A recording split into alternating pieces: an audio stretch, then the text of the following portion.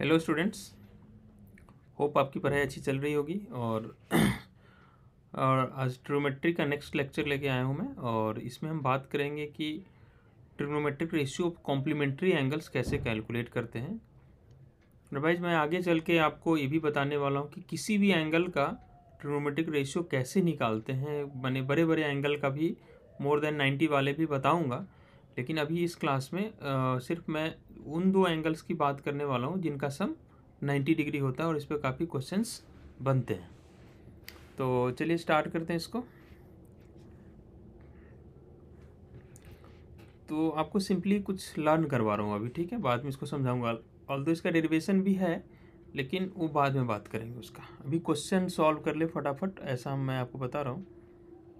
तो आपको क्या ध्यान रखना है कि साइन जो है वो चला जाता है कॉस में, और कॉस जो है वो चला जाता है, कन्वर्ट होता है साइन में। साइन कॉस में, कॉस साइन में। हाँ, दूसरा याद रखो कि टैन जो है वो कन्वर्ट होता है कॉट में, और कॉट जो कन्वर्ट होता है टैन में, है ना, एंगल नहीं लिख रहे हैं।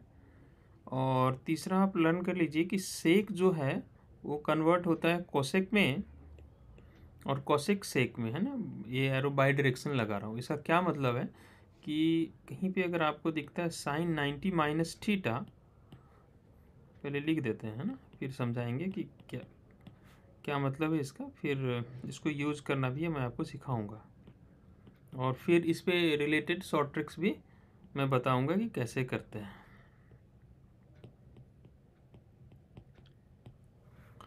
और इसका पीडीएफ नोट्स भी आप नीचे डिस्क्रिप्शन में चेक कर लेना, मिल जाएगा।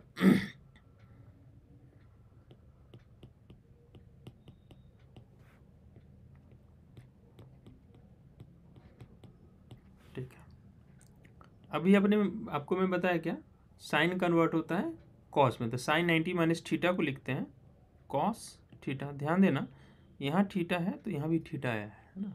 जो एंगल वहाँ है वही यहाँ पर भी, वहाँ पर भी आता है। कॉस किस में जाता है, साइन में। तो कॉस 90 माइनस थीटा हो जाएगा आपका sine theta. Tan 90 minus theta tan किस में कन्वर्ट होता है, कॉट में, इसलिए मैं कॉट थीटा लिख दिया। कॉट किस में कन्वर्ट होता है, टैन में, इसलिए कॉट 90 माइनस थीटा को मैं लिख दिया टैन थीटा। और सेक जाता है कोसेक में, तो सेक 90 माइनस थीटा को लिख दिया मैं कोसेक थीटा, और कोसेक 90 माइनस थीटा को लिख दिया sec theta.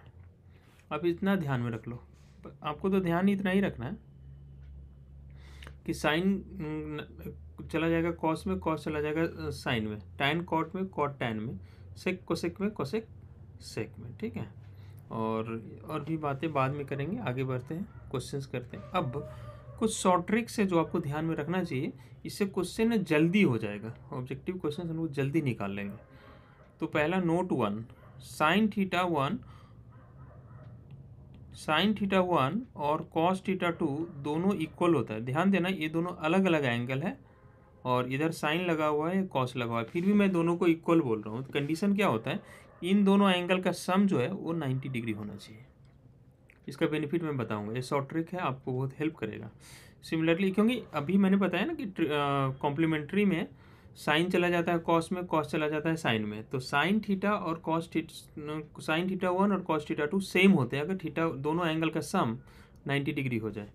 Similarly tan theta 1 और कॉट थीटा 2 सेम होते हैं अगर इन दोनों एंगल का सम 90 हो जाए।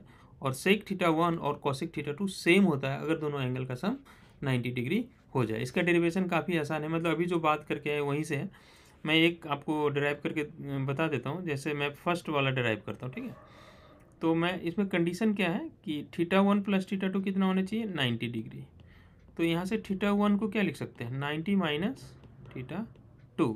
तो मैं फर्स्ट वाला का LHS ले लेता हूँ, साइन थीटा 1, लेकिन थीटा को मैं क्या लिख सकता हूँ, 90 माइनस थीटा 2। और साइन 90 माइनस थीटा क्या होता है, अभी बताया कि sine 90 minus theta cos theta हो जाता है, और यहाँ जो थीटा लिखा रहता है वही यहाँ पे आता है। देखो साइन थीटा 1 कॉस थीटा 2 आ गया। कब, हमने कंडीशन यूज कर लिया theta 1 plus theta 2 is 90 degree. वैसे डेरिवेशन था, लेकिन यूज इसका मज़ेदार है, आगे हम समझेंगे इसको।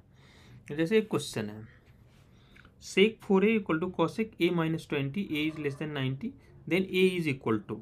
अब देखिए,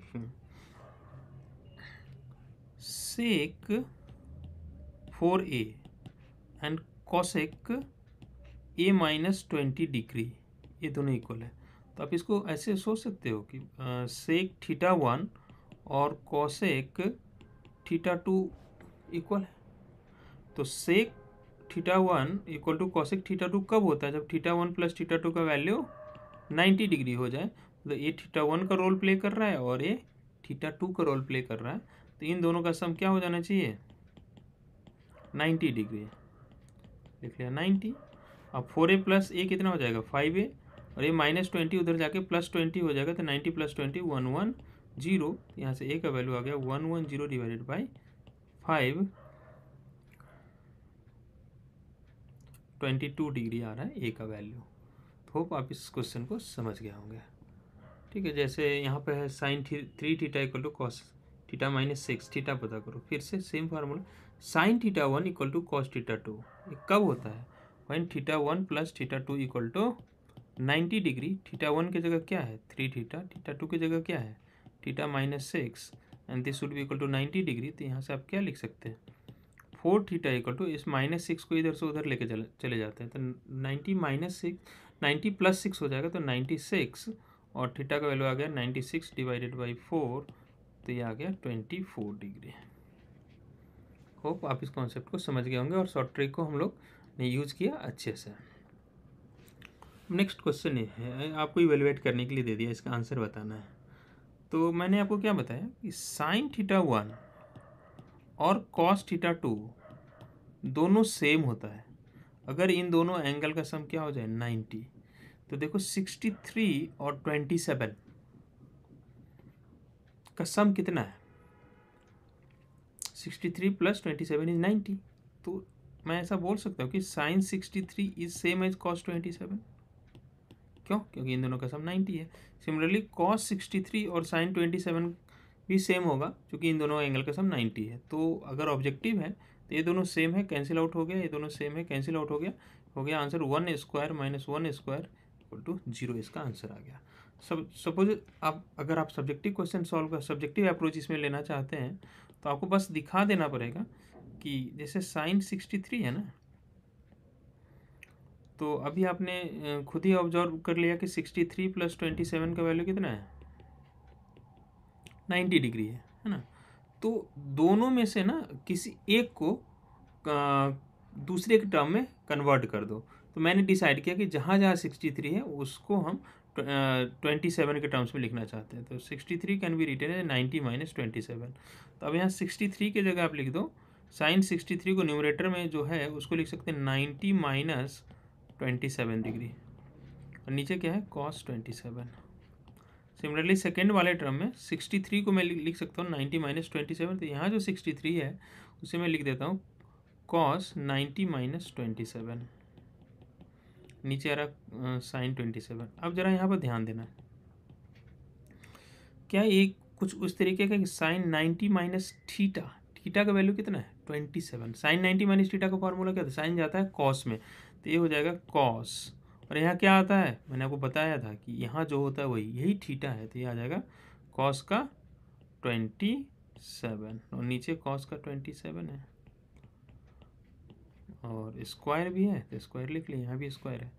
और यहाँ कॉस 90 - थीटा, तो कॉस किस में जाता है? साइन में, तो ये चला जाएगा साइन, और थीटा की जगह क्या है? 27। तो साइन 27 बाई साइन 27 स्क्वायर। ये दोनों सेम है, कैंसिल आउट कर, कैंसिल आउट। 1² - 1 sorry 1² - 1² is 0। तो यहाँ भी आंसर मेरा 0 आ गया। तो होप आप इस कॉन्सेप्ट को समझ गए होंगे, और शॉर्ट ट्रिक से हम लोग काफ़ी फास्ट कर रहे हैं क्वेश्चन को। फाइन, तो इस तरह का और भी सुपर शॉर्ट ट्रिक्स आपको बताएंगे हम। जैसे इसको करना है तो इसको देख के ही सब्जेक्टिव मेथड तो आप कर ही लोगे। ऑब्जेक्टिव में क्या करना है कि देखो 63 और 27 मिलके कितना होता है? 67 और 23 मिलके 90। तो कॉस थीटा और साइन थीटा का वैल्यू सेम होगा, तो ये आपस में कैंसिल आउट, ये 1 हो गया। 40 और 50 का वैल्यू क्या होता है?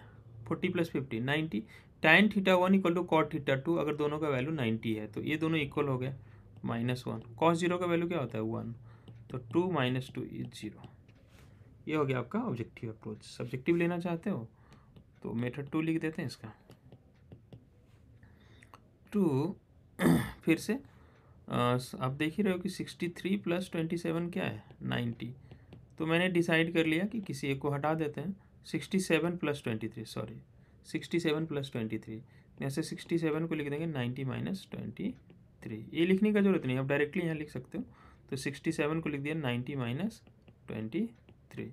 नीचे क्या है आपका sin 23, और 40 + 50 90 है, तो 40 + 50 इज 90। फाइन, तो यहाँ से हम लिख सकते हैं 40 को 90 - 50, तो इसको लिखेंगे -40 को लिख देंगे 90 - 50। नीचे है आपका cot 50 माइनस cos 0 1। अब देखो cos 90 - थीटा क्या होता है, sin थीटा। हम लोग पर क्या है, cos साइन में जाता है, थीटा की जगह 23, तो हो जाएगा sin 23, नीचे भी sin 23। tan 90 - थीटा क्या होता है, tan किस में जाता है, cot में, तो cot थीटा की जगह क्या है 50 बाई cot 50 -1। तो अब देखो ये कैंसिल आउट हो गया, ये कैंसिल आउट हो गया, 2 - 1 -1, तो ये तो 0 हो गया। ये सब्जेक्टिव अप्रोच था, और ऑब्जेक्टिव अप्रोच ऊपर वाला है। कुछ सेकंड में हम लोग सॉल्व कर लिया। आगे बढ़ते हैं। ABC are interior angles of a triangle ABC, then so that this. और बोलेंगे सो डैट वाला क्वेश्चन ऑब्जेक्टिव में कैसे आता है, एक्चुअली ये लिख देंगे then sin B + C equal to sin B + C/2 equal to, और 4 ऑप्शंस दे देंगे, उसमें एक ऑप्शन cos A/2 है। तो ऐसा नहीं बोल सकते कि ये क्वेश्चन ऑब्जेक्टिव में नहीं आ सकता है, तो आपको पता होना चाहिए। तो जैसे ही हमें लिख दिया ना ABC are interior angles of a triangle, तो मैं ये बार बार बोलता हूँ स्टूडेंट्स को कि क्वेश्चन सॉल्व करना मतलब गिवन इंफॉर्मेशन को यूज़ करना। तो इस क्वेश्चन में मैं इंफॉर्मेशन अपने को यूज़ करना है, ये तो फालतू लिख के नहीं देगा ना कि ABC interior angles of the triangle है। इसका मतलब है कि ये आपको बोल रहा है कि please use A + B + C equal to 180 degree. Triangle के तीनों एंगल का सम 180 डिग्री होता है। अब हम लोग क्वेश्चन स्टार्ट करते हैं। इसका LHS लेते हैं। LHS में लिखा हुआ है आपका sin B + C/2, और देखो RHS में जो हमें लेके आना है वो क्या है, A लेके आना है, सिर्फ A चाहिए। तो B + C को हटाना पड़ेगा, इन टर्म्स ऑफ A में लेके आना पड़ेगा। तो यहाँ से हम लोग B + C को लिख सकते हैं in terms of A 180 - A। तो यहाँ पर जहाँ पर B + C था वहाँ मैं लिख लेता हूँ 180 - A, और नीचे क्या है 2, तो इसको लिख सकते हैं 180/2। 180/2 कितना हो जाएगा, इसको लिख सकते हैं 180/2 - A/2, और 180/2 क्या होता है 90 - A/2। अब बताओ ये इस फॉर्म में नहीं है कि sin 90 - थीटा। sin 90 - थीटा क्या होता है, cos थीटा होता है। cos की जगह क्या है, ए थीटा की जगह क्या है यहाँ पे A/2, this is A/2। Proof भी हो गया, और ऑब्जेक्टिव होता तो ऐसे भी कर सकते थे, या फिर ऑब्जेक्टिव होता तो बेटर अप्रोच ये होता कि आप ऑप्शंस में देखो कि sin थीटा 1 cos थीटा 2 के इक्वल जब ही होगा जब इन दोनों का सम क्या होना चाहिए 90। तो आप ऑब्जेक्टिव में इसको चेक करते हैं। मेथड 2 लिख रहा हूँ यहाँ पे, B + C/2 + A/2 क्या 90 आ रहा है, अगर आ रहा होगा तो करेक्ट होगा, नहीं तो करेक्ट नहीं होगा। दोनों का डिनोमिनेटर 2 है, तो B + C + A, और ट्राइंगल के अंदर तीनों एंगल का सम कितना होता है B + C + A 180/2, तो ये कितना हो गया 90 डिग्री। तो आ रहा है, तो वैसे भी करेक्ट है। तो ऑब्जेक्टिव में ऐसे भी चेक कर सकते हैं, ठीक है। जैसे ये क्वेश्चन है, इसे भी प्रूव करना है, या ऑब्जेक्टिव में रहता तो इन दोनों एंगल का ऑब्जेक्टिव अप्रोच लेते हैं। मान लो ऑप्शन में रहता है tan C/2, ऐसे बहुत सारे ऑप्शन रहते हैं। तो मेथड 1, तो मैं क्या करता इन दोनों एंगल को सम करके देखता क्या ये 90 आ रहा है। तो अब इन दोनों का LCM लेते हैं, तो ये 2 हो जाता, A + B - C, और ये 2 इधर मल्टीप्लाई हो जाएगा, तो प्लस का 2C, तो A + B + C/2, तो ये 180/2। A + B + C का वैल्यू तो 180 है, तो ये आ रहा है 90। हाँ करेक्ट है, तो ये ऑप्शन में हम टिक कर देते हैं। Method 2 subjective. देखो LHS से स्टार्ट करते हैं। तो LHS में अपना है cot A + B - C/2, और RHS में देखो सिर्फ और सिर्फ C बचा हुआ है। तो हमें ABC interior angles of the triangle पहले ही लिख दिया था, तो यहाँ से हमें कैसे भी करके A और B को हटाना पड़ेगा। तो A और B को क्या लिख सकते हैं यहाँ से 180 - C। तो इसमें जहाँ पर A + B है वहाँ पर मैं रख देता हूँ 180 - C, और एक और -C होल डिवाइडेड बाई 2, तो ये आपका हो जाएगा कॉट 180 माइनस सी कितना हो जाएगा 2। तो अब इसको लिख सकते हैं 180/2 90 और 2c/2 कितना हो जाएगा सी। कॉट 90 माइनस थीटा क्या होता है tan थीटा, थीटा की जगह क्या है सी। तो ऐसे प्रूव हो गया, प्रूव भी कर लिया और ऑब्जेक्टिव में अप्रोच कैसे लेना है वो भी मैं आपको बता दिया। होप आप अभी तक इस सेशन को एंजॉय कर रहे होंगे। और भी ट्रिक्स आपको बताते हैं। नेक्स्ट और ट्रिक क्या है कि tan theta 1 into tan theta 2 का प्रोडक्ट जो होता है वो 1 होता है। तो हम लोग जानते थे tan theta into cot theta 1 होता है, स्टार्टिंग में आपको बताया था। लेकिन अभी मैं बोल रहा हूँ tan theta 1 into tan theta 2 1 होता है। वहाँ पर tan थीटा कॉट थीटा दोनों जगह सेम थीटा था, यहाँ लेकिन अलग अलग थीटा है। अच्छा, तो इस पर कुछ कंडीशन है। हाँ, प्रोवाइडेड इन दोनों का सम क्या होना चाहिए 90 होना चाहिए। Similarly cot theta 1 into cot theta 2 का वैल्यू भी 1 होता है, प्रोवाइडेड थीटा 1 प्लस थीटा 2 का वैल्यू 90 होना चाहिए। इन दोनों एंगल का सम 90 होगा तो ये शॉर्ट ट्रिक चलेगा। होप आप शॉर्ट ट्रिक समझ गए होंगे। जैसे मैं एक एग्जांपल लेके आपको दिखाता हूँ। सपोज मैंने लिख लिया कि tan 40 इंटू tan 50 क्या होगा। तो देखो इन दोनों एंगल का सम कितना है 40 प्लस 50 90, तो ये 1 हो जाएगा। अब इसको डायरेक्टली यूज़ कीजिए, ठीक है। तो जैसे मेरे पास क्वेश्चन है tan 15 tan 25 tan 60 tan 65 tan 75। तो देखो अभी तक जो इससे पहले जो डिग्रीज वाले वैल्यूज़ जो भी हमने क्वेश्चन कर रहे थे वो हमारे टेबल से होता है, जो टेबल हमने लर्न कर रखा है। लेकिन आप यहाँ देख सकते हो कि 15 25 65 75 का वैल्यू तो आपने लर्न नहीं कर रखा है, आपको आता ही नहीं है। और ना हमें ट्रिग्नोमेट्रिक टेबल गिवन है जो कि वहाँ से हम देख के कर लेंगे। तो एक सिर्फ इसमें एक ही पहचान का बंदा है क्या 60। तो 60 का tan 60 का वैल्यू होता है √3, जो हमने यहाँ पे लिख दिया है। अब देखो, अब हमें लगाना पड़ेगा वही ट्रिक।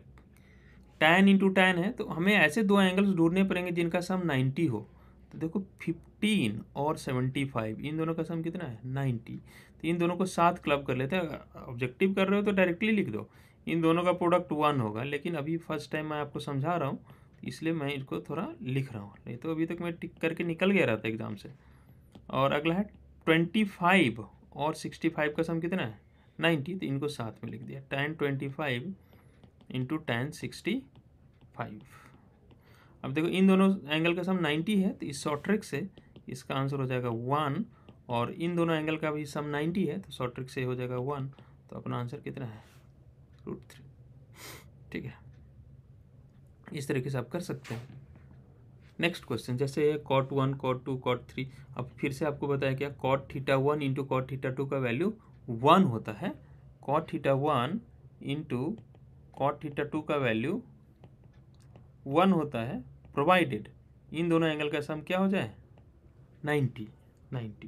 तो हमें ऐसे दो एंगल, तो ये जो एंगल्स है वो उनका वैल्यूज हमें पता नहीं है, तो हमें इस तरह से इसमें पेयर सेट करना पड़ेगा कि उनका सम 90 हो। तो इन एंगल्स को ध्यान से देखो, एंगल्स लिखा हुआ है 1 2 3, ऐसे करते करते 44 45 46, ऐसे करते करते जाके 87 88 89 मैंने कुछ एंगल्स लिख लिए। देखो फर्स्ट और लास्ट का सम क्या है 90, सेकेंड और सेकेंड लास्ट का सम क्या है 90, थर्ड और थर्ड लास्ट का सम क्या है 90। मिल रहा है ना, ऐसे पेयर्स मिल रहे हैं, तो इनको साथ में क्लब करेंगे। और साथ में जैसे जैसे इससे आगे जा रहा है इधर से किधर आ रहा है पीछे की तरफ आ रहा है, ठीक है। तो मैं cot 1 का पेयरिंग किससे कर दिया cot 89 से। सिमिलरली cot 2 का पेयरिंग किससे कर दिया, सोचने का भी जरूरत नहीं है। 2 किसके साथ मिलकर 90 देगा तो 88।